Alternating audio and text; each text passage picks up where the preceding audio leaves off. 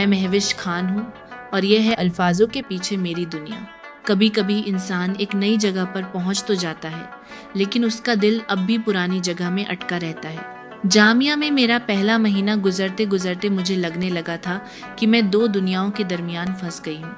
एक दुनिया वह थी जहाँ से मैं आई थी, और एक दुनिया वह थी जिसे मैं रोज़ अपनी आंखों के सामने देख रही थी। लेकिन सच कहूँ, उन दिनों मुझे दोनों में से किसी दुनिया का हिस्सा होने का एहसास नहीं होता था। कश्मीर में मैं महविश थी। हर गली, हर मोहल्ला और हर चेहरा पहचाना हुआ लगता था। यहाँ दिल्ली में हजारों लोग थे, लेकिन फिर भी अक्सर तन्हाई महसूस होती थी। मुझे याद है, एक दिन हॉस्टल से यूनिवर्सिटी तक पैदल जाते हुए मैंने देखा कि स्टूडेंट्स कितनी आसानी से दोस्तों के साथ चल रहे थे।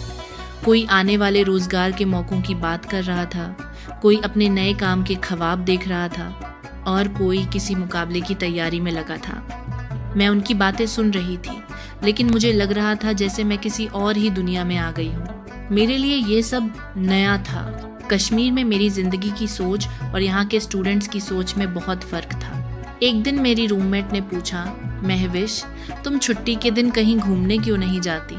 मैं मुस्कुरा दी। उसे कैसे बताती कि मुझे अभी तक यह शहर अपना सा महसूस ही नहीं होता। मेरे लिए हॉस्टल का कमरा और क्लासरूम के बीच का सफ़र ही बहुत बड़ा था। एक और वाकया मुझे याद है। क्लास में हमें अपने शहर के बारे में एक मजमून लिखने को कहा गया। मेरे साथी अपने शहरों के बारे में बड़े फख्र से बता रहे थे। जब मेरी बारी आई तो मैं कुछ लम्हों के लिए रुक गई। मैं कश्मीर के बारे में क्या लिखूं? उसकी खूबसूरती, उसकी यादें, या वे सवाल जो बचपन से मेरे साथ चले आ रहे थे? उस दिन पहली बार महसूस हुआ कि एक जगह को छोड़ देना आसान हो सकता है, लेकिन उस जगह को अल्फाजों के समझाना बहुत मुश्किल होता है। यहाँ लोग उस्तादों से भी खुलकर बात करते थे, अपनी राय बेझिझक रखते थे। किसी बात से इख्तिलाफ हो तो फौरन उसका इजहार कर देते थे। मैं अक्सर उन्हें देखती और सोचती रहती, ये एतमाद इनमें आया कहाँ से? और फिर मैं अपने आप से पूछती, क्या मैं भी कभी इतनी बेझिझक हो पाऊंगी? रात को जब हॉस्टल की बत्तियां धीमी हो जाती थीं और रास्तों पर खामोशी छा जाती थी, तब तन्हाई सबसे ज्यादा महसूस होती थी। माँ से फोन पर बात करके दिल हल्का जरूर हो जाता था, लेकिन फोन रखने के बाद कमरे की खामोशी फिर वापस आ जाती थी। उन दिनों मैंने एक बात महसूस की, तन्हा रहना और अकेला महसूस करना दोनों अलग चीजें होती हैं। मैं लोगों के दरमियान थी, लेकिन फिर भी अपने आप को ढूंढ रही थी।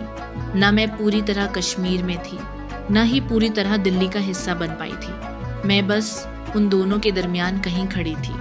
और शायद जिंदगी का यह दौर मुझे यही सिखा रहा था कि कभी कभी इंसान को अपनी जगह ढूंढने से पहले खुद को समझना पड़ता है।